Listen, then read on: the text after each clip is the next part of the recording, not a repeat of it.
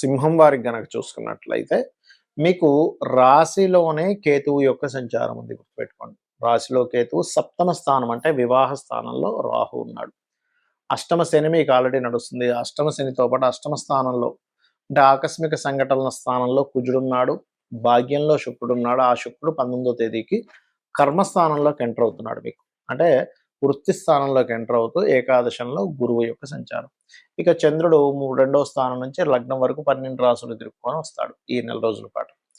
ఈ యొక్క గ్రహస్థితిని అనుసరించి మీకు ఎలా ఉండబోతుంది ఈ నెల ఏప్రిల్ మాసంలో, ఏ దేవత ఆరాధన చేసుకోవాలి, ఎటువంటి పరిహార మార్గాలు చేసుకోవాలనేటువంటి అంశాలు చెప్తుంది నేనైనప్పటికీ చెప్పిస్తుంది సాక్షాత్ లలిత అమ్మవారిగా భావిస్తూ ఆ లలితాంబిక అమ్మవారి యొక్క అనుగ్రహం మీకు పరిపూర్ణంగా కలగాలని మనస్ఫూర్తిగా కోరుకుంటూ, ఇక్కడ రాశిలో కేతు ఉన్నందుకు కొంచెం తెలియని ఒక వైరాగ్యం అనుకోండి, విరక్తి అనుకోండి, తెలియని ఒక డిటాచ్మెంట్ అనుకోండి, భక్తి మార్గం వైపు వెళ్ళడం ఇట్లాంటివి కాస్త పెరుగుతాయి.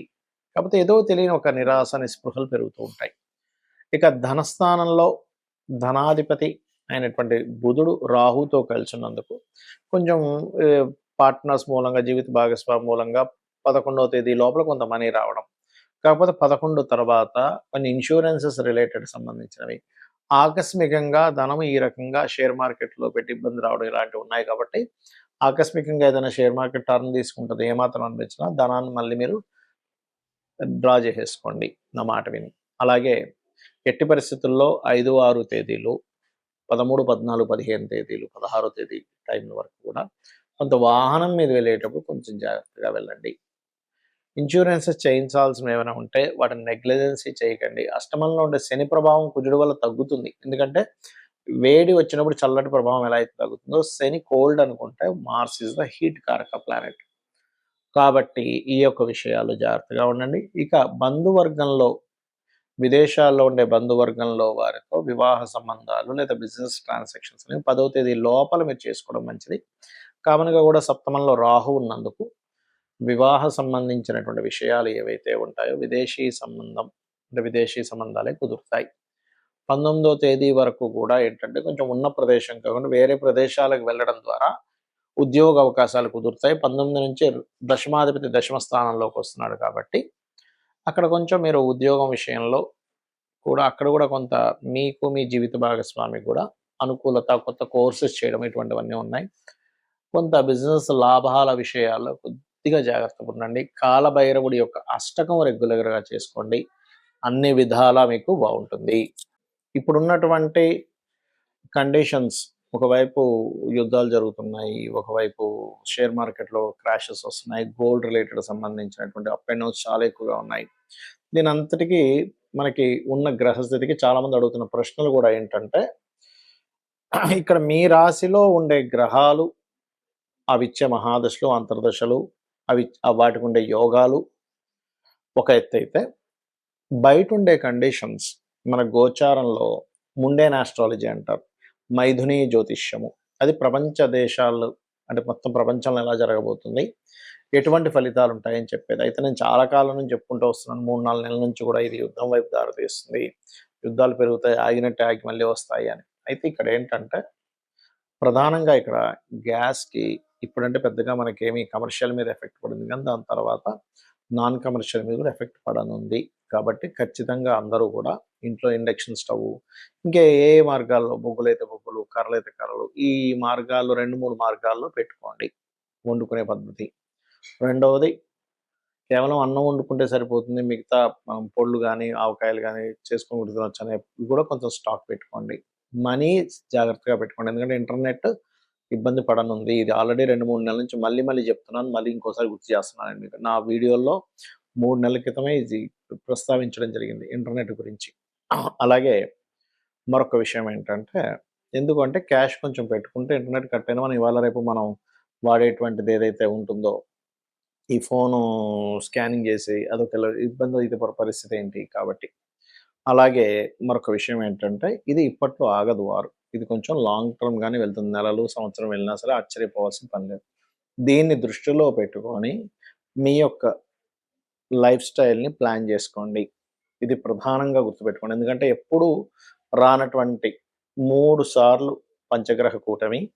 3 రాసులు గురువు పోయిన సంవత్సరం మారాడు. ఈ సంవత్సరం కూడా మారుతున్నాడు. సో, ఎప్పుడైనా 3 రాసులు గనక గురువు అతిచారంలో మారితే అది యుద్ధాలకి, జన నష్టానికి దారితీస్తుంది. కాబట్టి మీరంటూ సేఫ్‌గా ఉండాలి అని అనుకుంటే, నేను చెప్పేది ఒక చిన్న రెమెడీ పాటించండి. మీరు ఖచ్చితంగా సేఫ్‌గా ఉంటారు. ఏమిటది అంటే, బయటికి వెళ్ళేటప్పుడు, ఇంటి నుంచి బయటికి వెళ్ళేటప్పుడు నామస్మరణం, మీ ఇష్టదైవం ఎవ్వరైనా కావచ్చు. మీ ఇష్టదైవ నామస్మరణ చేయండి. ఉదయం నిద్ర లేచిన వెంటనే చేయండి. బయటికి వెళ్ళేటప్పుడు చేయండి. నిద్రపోయేటప్పుడు చేయండి. నిద్రపోయేటప్పుడు నమఃశివాయ మంత్రాన్ని, నిద్ర లేచిన వెంటనే మీ ఇష్టదైవాన్ని చూసుకోవచ్చు. లేదా స్కందుడిని చూడొచ్చు. బయటికి వెళ్ళేటప్పుడు కూడా మీ ఇష్టదైవం విష్ణువైతే విష్ణువు, శివుడైతే శివుడు, అమ్మవారైతే అమ్మవారు, గణపతి అయితే గణపతి, స్కందుడైతే స్కందుడు, ఏదైనా పర్లేదు. మీరు ఎందులో ఉన్నా సరే. ఎందుకంటే మనకి కాలం ఒక రకంగా ఉన్నప్పుడు, ఆ కాలాన్ని నడిపించేవాడు ఆ యొక్క పరమాత్మ యొక్క అనుగ్రహం ఉంటే మనం ఇబ్బంది పడకుండా ఉంటాం. మన జన్మజాతకాల్లో ఏదైనా గండ యోగాలు అంటారు. 8థ్ హౌస్ కనెక్టివిటీ ఉన్నటువంటి మహాదశలు నడిచేటప్పుడు దీని మీద పెద్ద రీసెర్చ్ చేస్తే ఇలాంటివి జరిగినప్పుడు ఎవరు ఎక్కువగా అఫ్లిక్ట్ అయ్యారు, మనకు కోవిడ్ వచ్చినప్పుడు కానీ, ఇలాంటి యుద్ధాలు first world war, second world వార్లో ఉన్నప్పుడు ఉండేటువంటి మనుషులు కానీ, వాళ్ళవి తీసుకుంటే ఎక్కువగా ఏదైనా యాక్సిడెంట్ జరిగినప్పుడు, సామూహికంగా యాక్సిడెంట్స్ అయినప్పుడు చూస్తే వాళ్ళందరి జాతకాల్లో కూడా ఈ రకంగా వాళ్ళ యొక్క లైఫ్ అనేటువంటిది ఇబ్బంది పడడం జరిగింది. కాబట్టి మీరెప్పుడూ గూడా ఈ గోచారం ఒక ఎత్తైతే, మీ పర్సనల్ చార్ట్‌లో మీరు ఓన్లీ యాక్సిడెంట్స్ అనే కాకుండా, మీరు లైఫ్‌లో ఎందుకు ఎదగలేకపోతున్నారు? మీ లగ్నం ఎలా ఉంది? మీరు ధనపరంగా ఎందుకు మీరు పడుతున్నంత కష్టంకి ఫలితం రావట్లేదు? మీ ధనయోగం ఎక్కడ బ్లాక్ అయింది? దానికి చిన్న చిన్న రెమెడీస్‌తో చేసుకోవచ్చు. అలాగే పర్టిక్యులర్‌గా మీరేంటంటే, మీ యొక్క ప్రయత్నాలు ఎందుకు సక్సెస్ అవ్వట్లేదు? Third house. మీరు ఏ ప్రాపర్టీ తీసుకుంటే మంచిది? ఎప్పుడు తీసుకుంటే మంచిది? ఏ డైరెక్షన్‌లో మీరు నివసిస్తే మంచిది? అది రెంటల్ హౌస్ అయినా, ఓన్ హౌస్ అయినా. అది 4,000. మీరేం చదివితే బావుంటుందో కూడా 4,000 చెప్తుంది. అదేవిధంగా సంతానము, రుణము, రోగము, శత్రువు, పూర్వజన్మ కర్మలు, వివాహము, వివాహ జీవితం, ఇవన్నీ సప్తమ స్థానము, 6వ స్థానము, 12వ స్థానము, ఇలాగ ప్రతి భావము ఒక అనాలిసిస్ అనేటువంటిది ఉంటుంది. మీ లైఫ్‌లో ఎందుకు ఇలా జరుగుతుంది? మీ లైఫ్‌లో ఎందుకు ఈ రకమైనటువంటి ఇబ్బందులొస్తున్నాయి?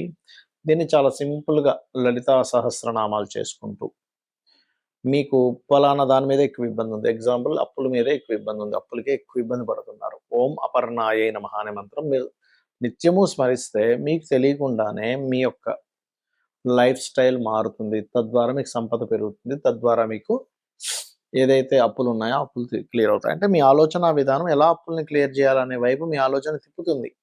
అంతేగాని ఏ పని చేయకుండా ఇంట్లో కూర్చొని అపర్ణాయ నమః అనుకుంటా అంటే ఆకాశం నుంచి మూటపడి మీరు అప్పులు తెచ్చడం జరగదు. మీ యొక్క విధానాన్ని మారుస్తుంది. అలాగే ఓం సంపత్కరీ సమారూఢ సింధుర వ్రజ సేవితాయే నమః అనే మంత్రము ఫైనాన్షియల్ గ్రోత్ ఇస్తుంది.